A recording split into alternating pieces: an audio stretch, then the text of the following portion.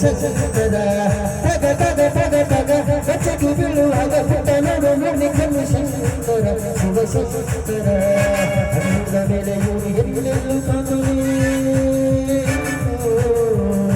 ಹಣ್ಣುಗಳ ಮೇಲೆ ಇವರು ಎಲ್ಲೆಲ್ಲೂ ಕಾಣುವೆ ನಿಮ್ಮ ಮುಂದೆ ರಾಜಕರಣ ಇಟ್ಟು ಕಂಡುಕೊಂಡೆ ಸೋಯಬಿಗೆ ಇಟ್ಟು ಕಂಡುಕೊಂಡೆ ಸೋಯಬಿಗೆ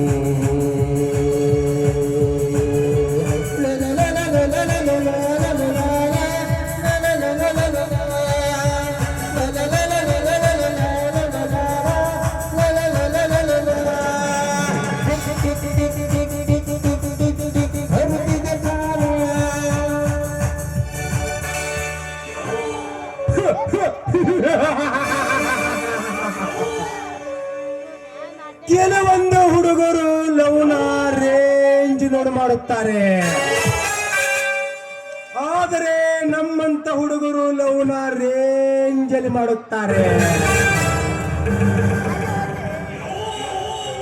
ಕೊಹಿನೂರು ವಜ್ರ ಇರುವುದು ಇಂಗ್ಲೆಂಡದಲ್ಲಿ, ಅದು ಮಾತ್ರ ನಮ್ಮದು ಇಂಡಿಯಾದೆ. ಸವಿತಾ ಯಾವತ್ತಿದ್ದರೂ ನನ್ನ ಒಳನೆ.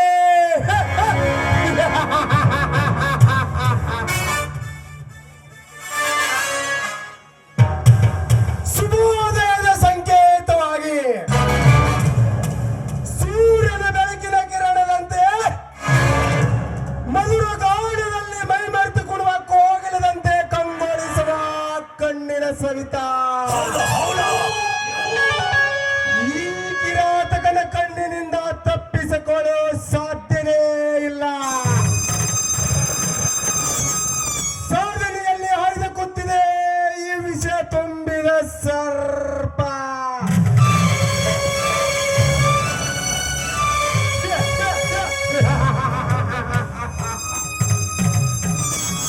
ಓಹೋ, ನಾನು ಬಯಸಿದ ಗುಲಾಬಿ ಈದ್ ಕಡೆನೇ ಬರ್ತಾ ಇದ್ದಾನೆ.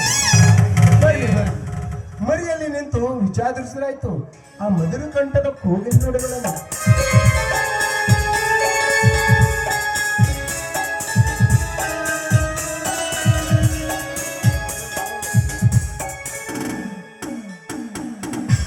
ತಾಯಿ ಜಗದೀಶ್ವರಿ, ಈ ಬಡವರ ಮೇಲೆ ನಿನಗೆ ಕರುಣೆನೇ ಇಲ್ವೇನಮ್ಮ? ದಿನನಿತ್ಯ ನಿನಗೆ ಹೂವು ಹಣ್ಣು ಕಾಯಿ ನೈವೇದ್ಯ ಇಟ್ಟು ಪೂಜೆ ಮಾಡಿದ್ದಕ್ಕಾಗಿ ನೀನು ಕೊಟ್ಟ ಪ್ರತಿಫಲ ಏನು? ಆ ಶ್ರೀಮಂತರ ಮನೆಯಲ್ಲಿ ಅವಮಾನ. ಇದನ್ನು ಸಹಿಸಿಕೊಂಡು ನಾವು ಹೇಗೆ ಬದುಕಬೇಕಮ್ಮ? ನೀನೇ ಹೇಳು ತಾಯಿ, ನೀನೇ ಹೇಳು.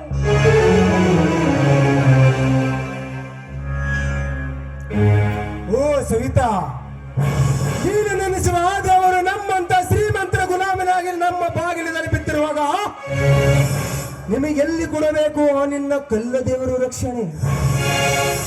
ಹಣದ ರಾಶಿಯಾಗಿ ಹಾಯಾಗಿ ಕುಳಿತ ನನ್ನಂತ ದೇವರಿಗೆ ಬೇಡಿದವರವನ್ನು ತಕ್ಷಣ ಕೊಡುತ್ತೇನೆ. ಏನಂತ ಸವಿತಾ? ಕತ್ತಿಗೇನು ಗೊತ್ತೋ ಕಸ್ತೂರಿಯ ವಾಸನೆ. ನಿನ್ನಂತ ಶ್ರೀಮಂತ ಗುಲಾಮ ದೇವರಿಗೆ ಎಂದು ಕೈ ಮುಗಿಯೋಳಲ್ಲ ಈ ಸವಿತಾ.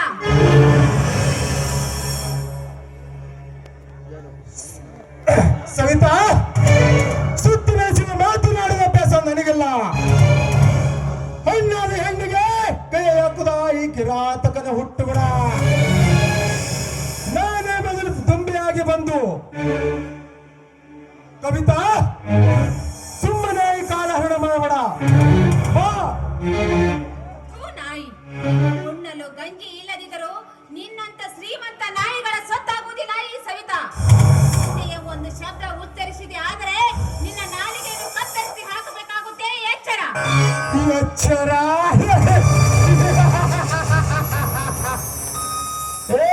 ಎಚ್ಚರ ಹೇಳುವ ಹುಚ್ಚ ಹಣ್ಣೆ, ನೀನು ನನಗೆ ಒಲೆದ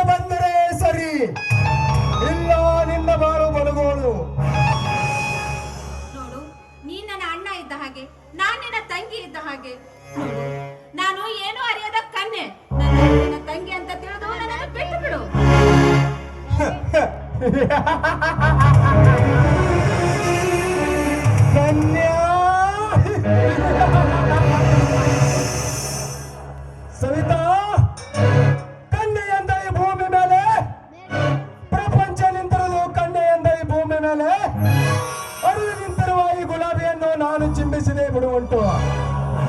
ಸುಮ್ಮನೆ ಕಾಲಹರಣ ಮಾಡಬೇಡ.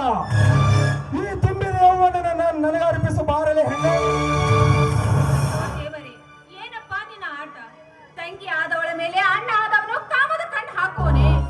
ನೋಡು, ಈ ಭೂಮಿಯ ಮೇಲೆ ನಿನ್ನ ತಾಯಿಯಾದವಳು ಒಂದು ಹೆಣ್ಣು ಅನ್ನೋದನ್ನು ಮರೆಯಬೇಡವೋ?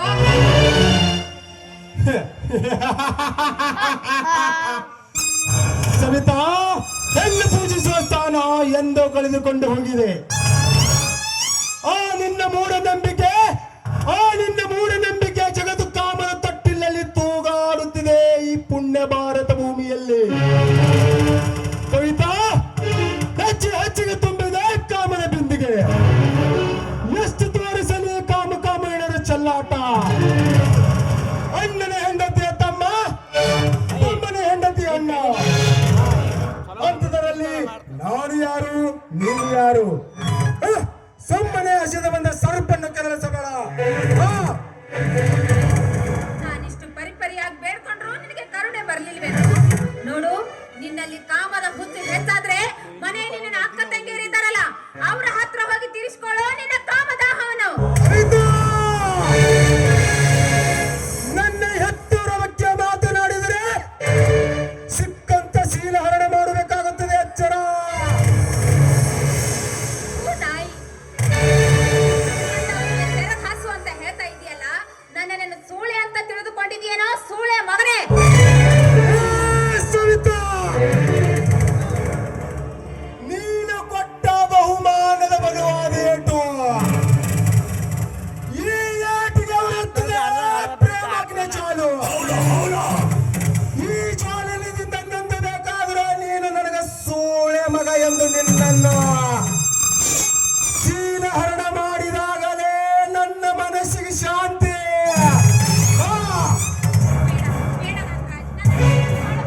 ಬೇಡ, ಇಂಥ ಸಮಯ ನಮಗಾಗಿದ ಕಾಯ್ದಿದೆ.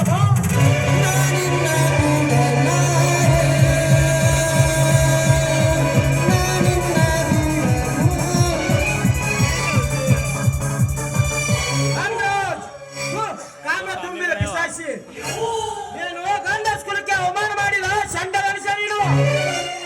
ಯಾರು ಇಲ್ಲದ ಸಮಯ ನೋಡಿ ಒಂಟ ಹೆಣ್ಣಿನ ಮೇಲೆ ಬಲಾತ್ಕಾರ ಮಾಡಲು ನಿನಗೆ ನಾಚಿಕೆ ಬರುವುದಿಲ್ಲವೇ?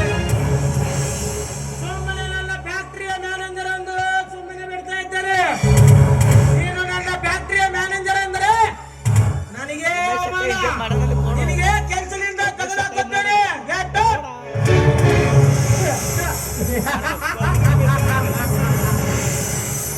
ಜಗದೀಶ, ನಾನು ಬೀರು ಕುಡಿದಷ್ಟು ನೀನು ನೀರ ಸಹ ಕುಡ್ದಿಲ್ಲ.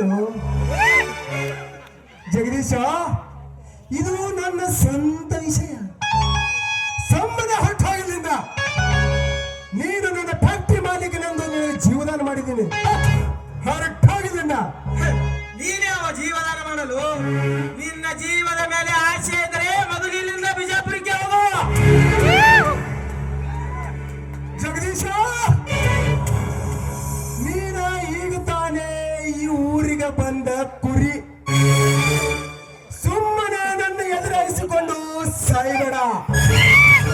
ಜಗದೀಶ, ಒಂದಿಲ್ಲ ಒಂದು ದಿನ ನಿನ್ನ ಸಾವು ನನ್ನ ಕೈಯಿಂದಲೇ.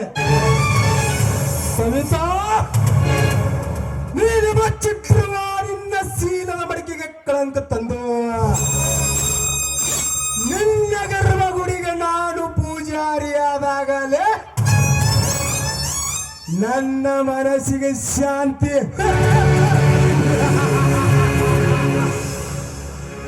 ಬರುತ್ತೀನಿ ಬರುತ್ತೀನಿ.